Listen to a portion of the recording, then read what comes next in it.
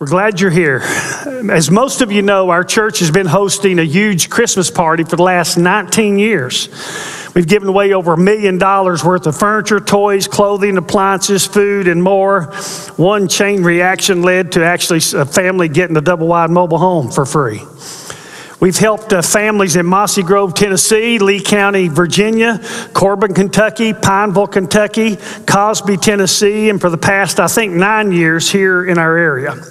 The COVID-19 virus has completely interrupted life this year. It makes it unwise for us to put our people at risk hosting hundreds of people that we don't know. We did that a few months ago in West Virginia with a mission team, and most of them came back with COVID. So that's off the table this year. Instead, this year, we're going to launch a new ministry of helping the least of these. Over the last couple of weeks, I've talked some about what the Bible says about work and welfare. 2 Thessalonians chapter 3, verse 10 tells us that if a person will not work, then neither should he eat. It makes it a sin to help somebody who's not trying to help themselves, who won't work. On the other hand, the Bible is crystal clear that we're to help those who are trying, who will work, but are still falling short of what they need. Ephesians 4:28 tells us that we're to earn more than we need so that we can help somebody who's not earning as much as he needs. In Galatians 2:10, we're told to remember the poor. If you properly remember the story of Zacchaeus, he said he would give half of everything he had to the poor.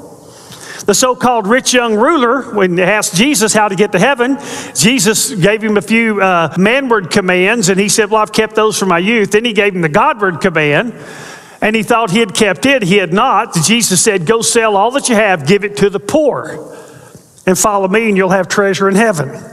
A part of what Paul did on his missionary journey was collect money for the impoverished Christians in Jerusalem. Jews came to Jesus. They were abandoned by their families. They lost their jobs. There was nobody would help them. And so as Paul traveled around, he collected money to take back to Jerusalem to help those poor believers. Remember the poor. Remember that the poor in the Bible, when we're talking about the poor there, we're talking about people who are trying and falling short, not people who are doing nothing and expecting a handout. 1 Corinthians 13:1 says that if we give all our possessions to feed the poor, but do not have love, we are nothing. And here's the point. You can give without loving, but you can't love without giving. We usually think of love as a feeling, in fact, an involuntary feeling. I just love somebody or something, can't help myself. When the Bible talks about love, it's a verb, it's a choice. Spell it G-I-V-E. In Matthew 25, Jesus tells a group of people who are going to heaven why they made the cut. He said he was hungry and they fed him, thirsty and they gave him drink, naked and they clothed him. To the extent that they did it to one of these brothers of his, even the least of them, they did it to him. And then he tells the group why they did not make the eternal cut and are not going to heaven. And here's what he said. They did not feed him when he was hungry, or give him drink when he was thirsty, or clothe him when he was naked. To the extent that they did not do it to one of the least of these, they did not do it to him. You see, we love Jesus by loving those he loves. And that's the point he makes there. This morning, we're launching a new ministry to the least of these. If you were here December 1st, you heard the story of a missionary retreat team feeding some people who lived at and ate at a dump landfill in Victoria Falls, Zimbabwe. So this morning, we're going to learn about and let you be a part of the rest of that story. So last year we went to Victoria Falls, Zimbabwe. Our group, some of them haven't seen the animals. We actually did a safari at the end of it, but during the week we asked someone, we got a driver, and we went out to see some animals. Well, they said they took us several places where you normally could see a bunch of monkeys. They weren't there. He said, if you don't mind going, we can go to the dump site. There'll be all kinds of them. So sure enough, we go to the dump, and so we have some photos of that. And so there at the dump site, we are kind of shocked at what's going on, and we actually see people who are living there and eating there. That's where they get their food. That's how they survive. The truck, we started to leave. A garbage truck came in. The guy said, you got to see this. Oh, by the way, there were about 100 baboons there, and these huge birds about that tall. So we follow the garbage truck back in, and there are literally people standing under the truck as it pours garbage on them, trying to get the best food coming out of the garbage from the 5-star hotels there in Victoria Falls. So we go back to the room, and Betsy says, I know what I want for Christmas or my birthday, whatever. And I went, oh boy, here we go. And so I knew what she was wanting. She said, I want to go feed those people. We'd already got stuck in Nigeria and fed some people on the street there. And so she wanted to go feed these people at the dump. So we meet at Ethiopia instead of Nigeria. Ethiopia, not Nigeria. Hello. If I'm wrong, I do want to be corrected. Just trying to keep it all truthful. All right. Yeah. So anyway, she wants to go back and feed them. So we meet a man named Mika at the pool. He's the pool, and there's a little bar there. He's kind of the manager of that, the hotel we're staying. We began to talk to him. He's the one that arranged the car for us, actually a van for us to go see the animals. And we said, here's what we want to do. He got all excited about it, and he said, we want to tell him this is from Jesus. Well, he's a Christian, so he got even more excited about it. And so we take up some money, and then we go shopping. So Betsy and I and he go shopping. While we're there, she said, won't you, he has a young son and an older son that he's raising, and he also has another nephew that lives with him now because his dad, I think, died. Is that correct? And so we said, why don't you get the boys some balls? Because at one of the sites we saw at the dump that really moved us was this mother with this little boy about this tall carrying a deflated soccer ball around. And that's probably his only possession in the world. And so we said, why don't you get your boys some balls? And so she did that. She said, well, what would you like for, why don't you get something for your wife? What would she like? Well, she wanted these hair extensions, and was that it? Okay, so he got hair extensions. So then, I'm arranging these masks because we had to get like 20 or so big bottles of water, and all that we were getting, they didn't have enough of it on the shelf. So I was working with the manager, and she was going around with Mika shopping. And she said, Mika, why don't you get yourself something? You can have anything you want. And so I'm over here while this is going on. And he tells her what he would like is some toilet paper. And so she comes to me just in tears. She said, you just won't believe what he asked for. He could have anything in that store. He wanted some toilet paper. So she was undone, and I was undone. So then he said, my wife would like to meet you. So we went to their house, and there's a picture of us, I guess you're seeing now, with us and his family there at the little place provided for them by the hotel. And so we met his family. And then we got our group, and we took the food to the dump. And so there at the dump, you see a picture of Mika who's talking to the men. He tells them that who we are, that we're here representing Jesus, that we're about to give them these gifts. They're from Jesus because God loves them. He's not forgotten them. And so he tells them about Jesus. And so we pass out these bags of food. Have another picture there just showing a part of what we're doing, giving these folks food. And then another picture of some of those families with their large bags of food.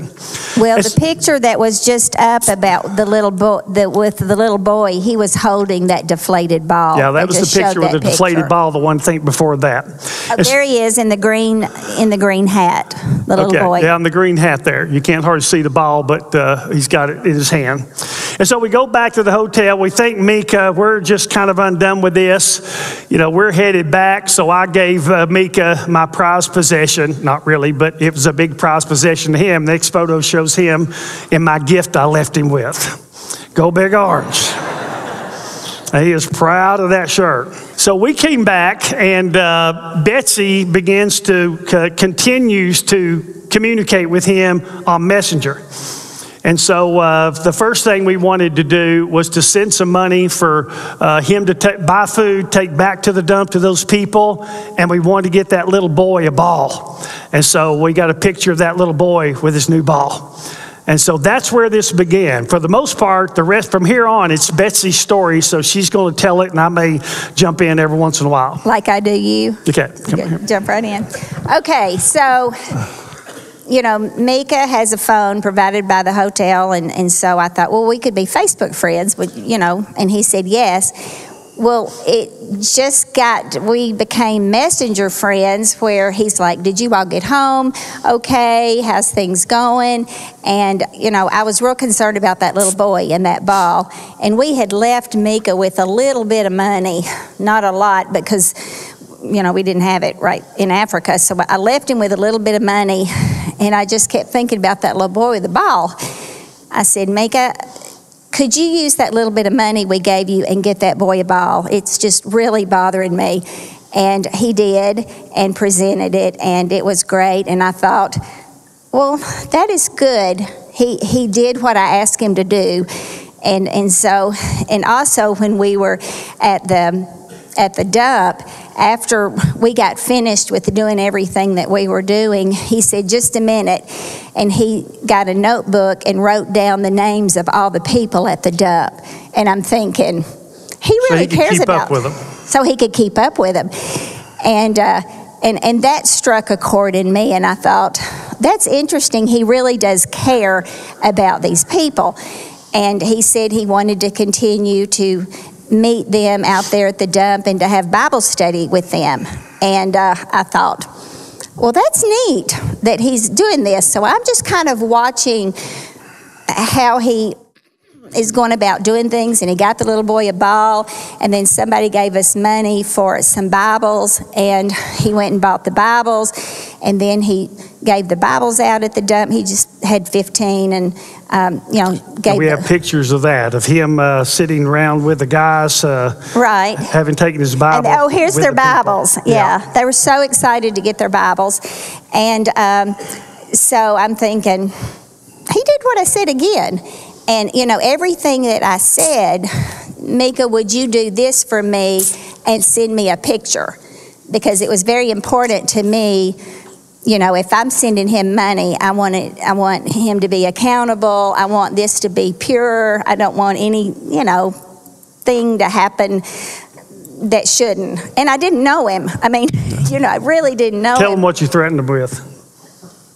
I don't know. If you ever spend this money on... Oh, well, one day... Oh, Rocky, now.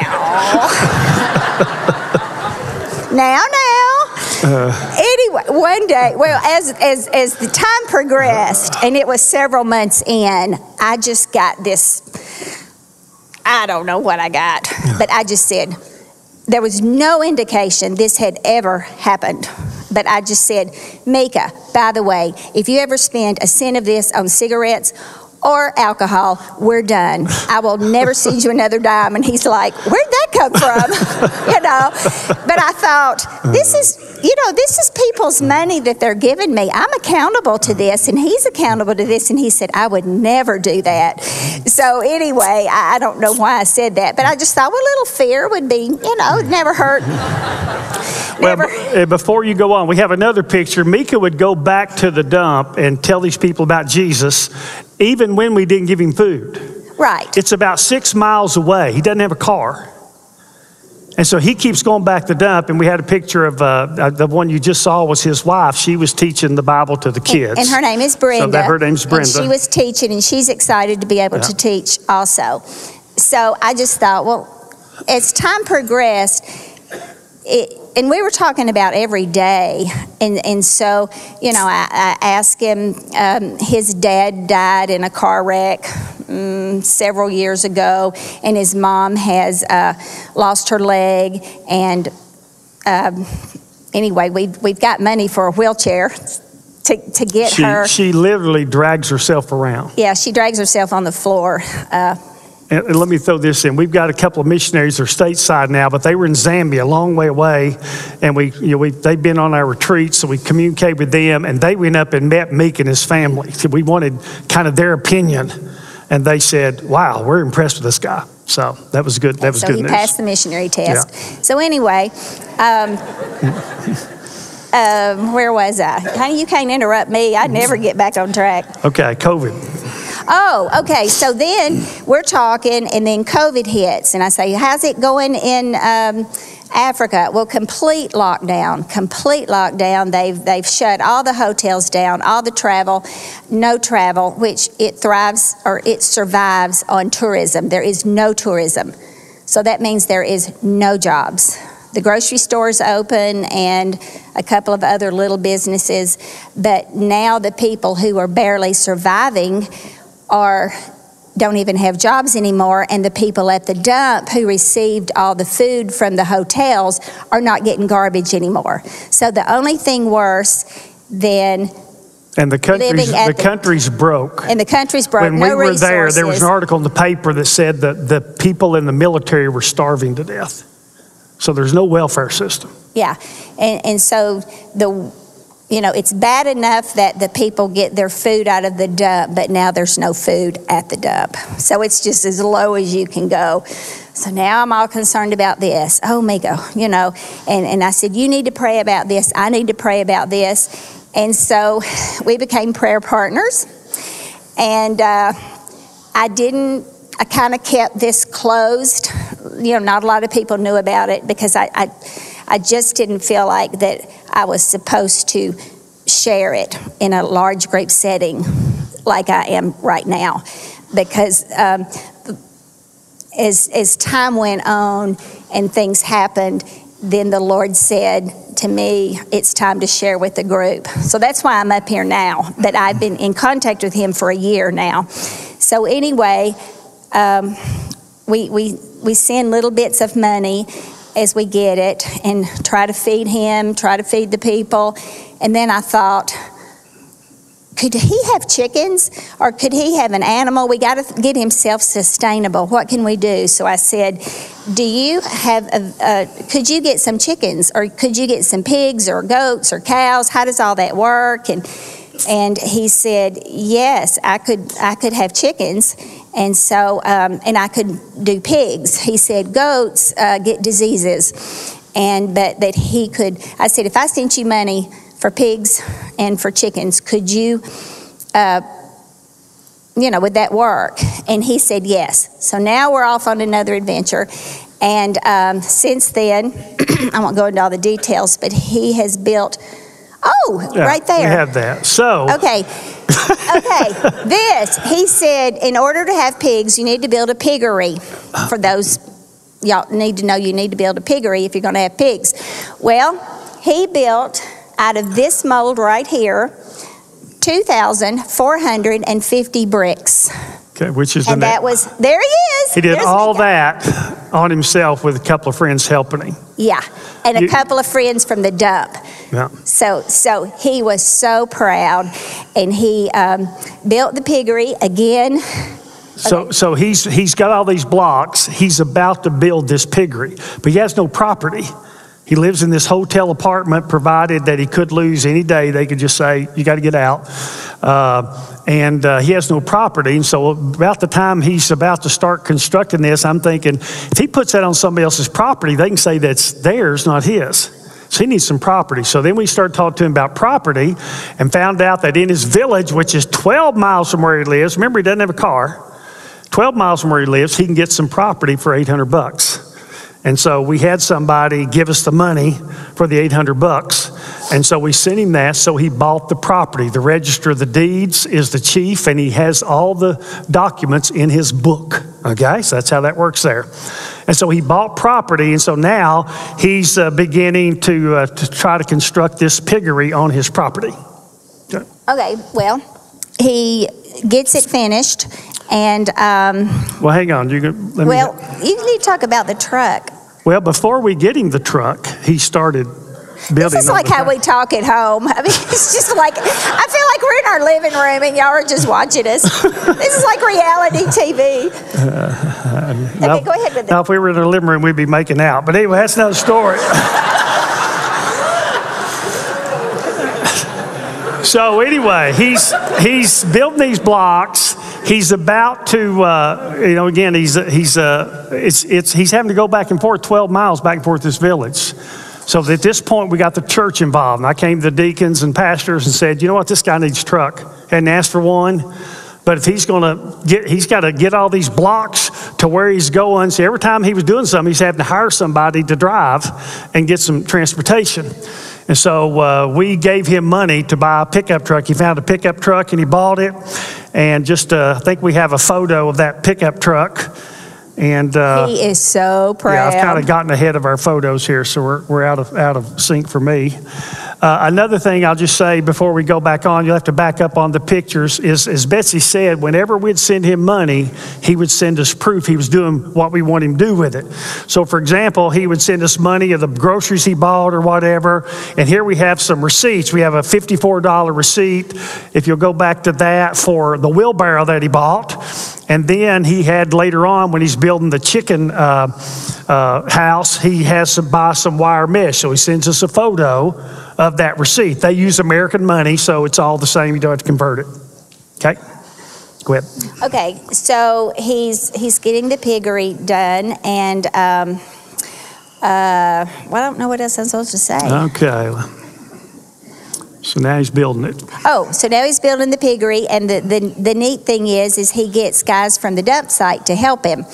And so he and some from the village. And so he's some got from the village to people help in him. both places. And I'm thinking, this is a really smart guy. You know, I've been thinking, you know, kind of watching him all this time, and he's sent me the receipts. He's done everything I've asked. He's employing people from, you know, from the dump, from the village. He had Bible study at the village. He has Bible studies at the dump. And, you know, I'm just thinking, God has put this together. From the foundations of the earth, God knew COVID was going to strike. These people weren't going to have food. They weren't going to have anything, that they could literally die from starvation. 3 of his friends had to go to the hospital because they were starving to death. And just to think that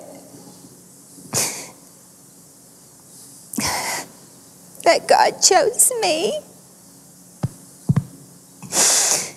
just to be a small part of this story, and that, I don't know, you need to go ahead. But I've learned so many lessons during all this, and one is the faithfulness of God.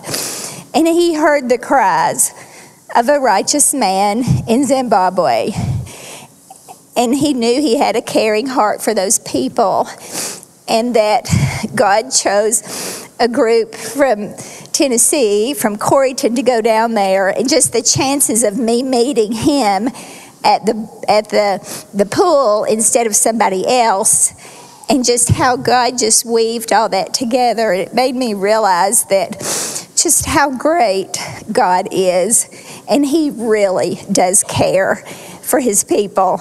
And so I was just kind of undone with that, and I feel like I'm living a Bible story. I feel like it's just like a Bible story, like when God, you know, shuts the mouth of the lions, or he parts the Red Seas.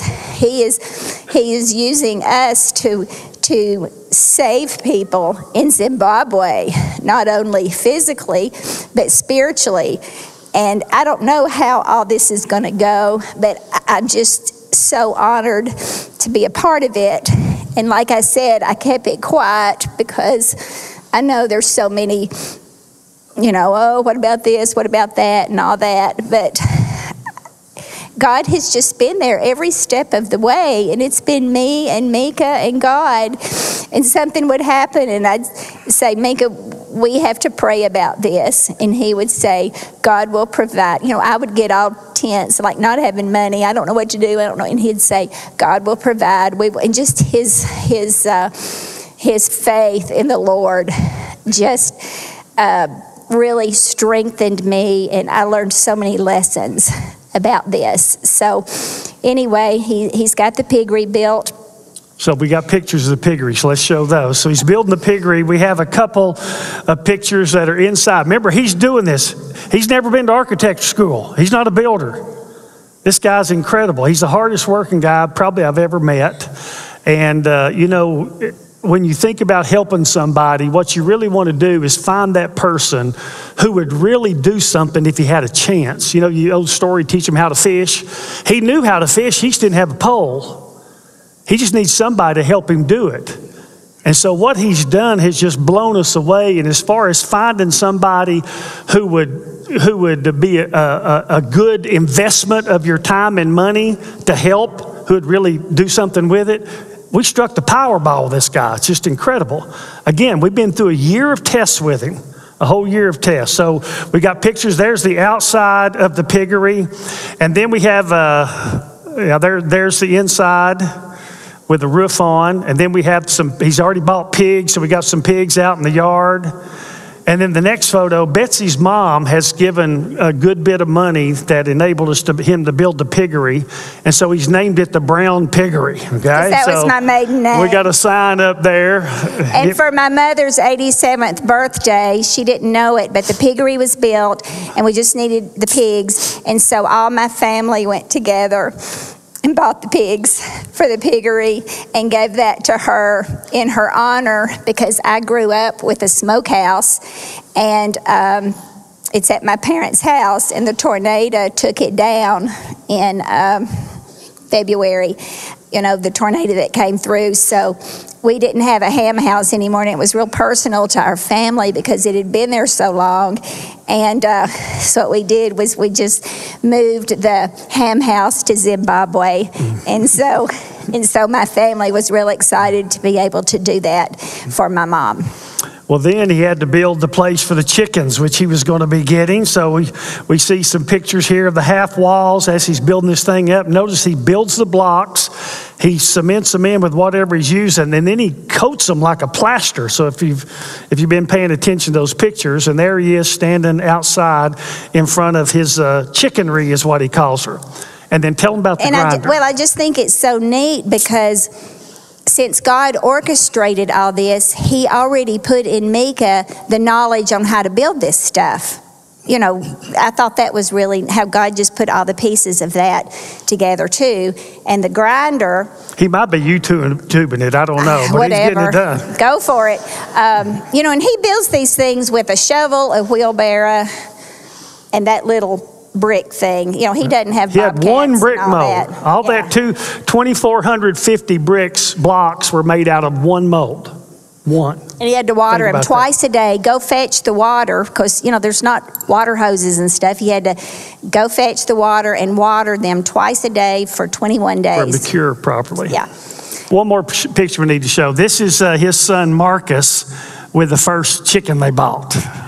He actually bartered. He has 5 chickens right now, and he bartered clothes to get those chickens. And another interesting thing is that chicken is named Caroline, and my sister-in-law Caroline has breast cancer, and they've named that chicken so they can pray for Caroline every day. So it's a very special chicken, and she laid 8 eggs. All right.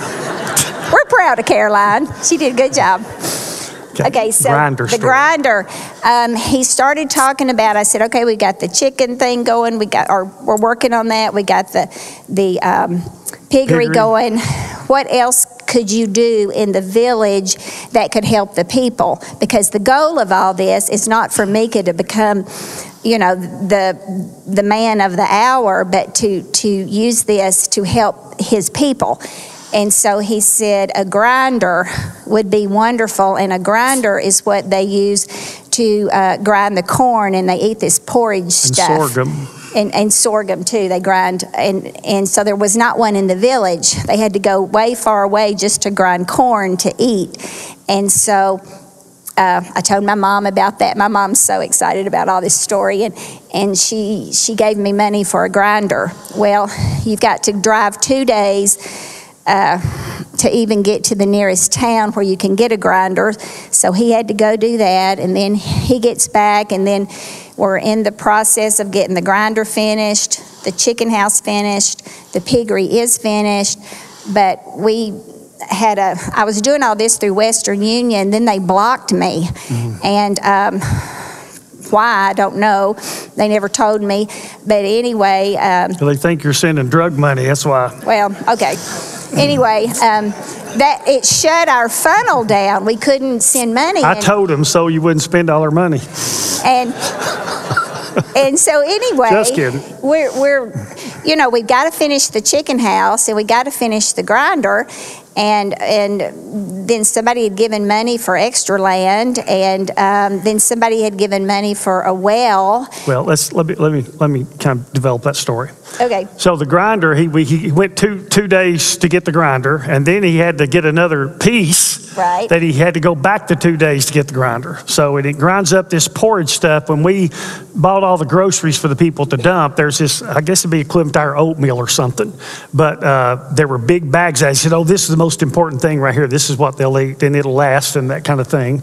So he can create this now, and he'll also have a business of sorts. He can sell his pigs. He can kill the pigs, give meat. He can also sell his pigs to the butchers. He can give eggs and sell eggs. With a grinder, he can give this stuff, and he can make some money doing it. So our goal was to try to help him sustain himself, and then eventually we don't have to do anything else because he's now got this thing rolling, and he can do it without us. So that's kind of where we've been aiming. So another thing that came up, we had somebody that said he really needs a well. In fact, we've got a picture of these water drums. He would have to go 600 yards away to another well from his property to get these big water drums full of water, then bring them back and use them because there's no water on his property. And just another side story, we just found out this week that since he's got this grinder, the country's going to make him put a toilet there. So I don't know what that's going to look like, but he's got to have a toilet there because it's like a business of sorts if you have a grinder that you're grinding for people. And so that's another thing going on. So he's got to go get this water. Well, we're thinking if he had water there, he could have a garden. You know, they have a rainy season, which is real rainy and green, and then they have a dry season, which you're seeing there. You know, we've seen these pictures where it's just dirt and sand. And so if he had water, he could do that. Well, if he's going to have a garden, he would need some more property. So we started looking at more properties. Could he get more property adjacent to his? He could. Could he get a well built? So we figured all that out for him to get a well built and have a solar system put on it, which is what they use over there. And then he'll need some kind of a pump. And with that, he can build a big garden. And so now he can take vegetables. He can sell vegetables to his village. He can take these vegetables to people to dump. And again, he can also take care of his own family. So one of the last things, so at this point, he has bought one of those pieces of property. He has the money finally this week. It was a real struggle this week going through World Remit. I've been on the phone for hours. I've told him, I said, I'll talk to anybody. Here, I'll give you receipts. I'll give you photos. I'll talk to any federal agency. I'll talk to somebody. Just tell me, we're not doing anything illegal. Just help me to do this. So that's been difficult. So one of the things you can pray about is that all this, we'll be able to continue to send the money without issues because there's all kinds of boundaries to cross here and once you get in Zimbabwe. So anyway, in the meantime, when he doesn't have any more money we've given him, so he's waiting on these other projects, he decides they probably need a fence around his property. So they go to building a fence. So we've got like 4 pictures of them finding sticks. And go ahead and go to the next one. And they built a little shed there. So this is all there in the outside yard of this property he's on. And so that's kind of where we are. So what we would like to do, instead of we're not going to do the Christmas party because of the circumstances this year. What we would like to do instead is we want you to give to Africa. And we'll have a large fund of money, and then we'll help finish these things. We actually already have the money for the well, but we'll help finish these things that are getting done, and probably twice a week, we will send him, or twice a month, we will send him money for him to go feed the people to dump. He will give us video and photos of what he's doing, and we'll probably every other month, we will share with you, what's happened next. And again, as he goes, he's been preaching to the people in the village. He's been preaching to the people to dump. Brenda's been doing stuff. We'll also be looking at, can we get some Bible study materials for the kids? But basically, he's like our missionary there now. He's a guy who can do all these things if somebody just helps him do it. And so we want to be the people to help him do that. Do you want to say something else? Well, and he asked me about, could I send him Rocky's notes and his outlines? He watches the messages. He watches us, and then he gets the outlines. So I've been sending him outlines. Betsy told him not to watch this morning. I did. Did you threaten him? Oh, he knows. He knows. Me and Mika are, yeah. He's 46, so I can like boss him around. Yeah, but no, he knows because I want you all to know. I'm 64. You boss me around. I want you. Oh, well, look at that. I want you all to know, that this is not, and I even talked to somebody from Lebanon where I live that has done wells, and then he talked about they take advantage of you and all that. And I am so aware of what goes on, and so that's why I've kept this tight, because I know that how pure it is that I just talked to him, all the money goes to him, there's not all this extra stuff involved, but that... I totally lost what I was going to say, but I mean that. Well, again, he's been through a year of tests. Right, he's been through a year of tests. And that I'm thinking this is through my head. It's not through my heart. My heart is very involved, but I'm not like a bleeding heart. I'm the project manager. I'm the send me this, send me that. And so I just want you all to know that I take that very seriously. Okay. So anyway, this morning, if you'd like, in the days to come, next bit, just above your tithe, put money in the offering, designate it to Africa, and it'll go into a fund. We'll start sending money over there. We'll be reporting to you. You're going to be saving people physically who would starve to death in Africa, and then hopefully through Mika, we're going to have people saved over there. Let's have a word of prayer.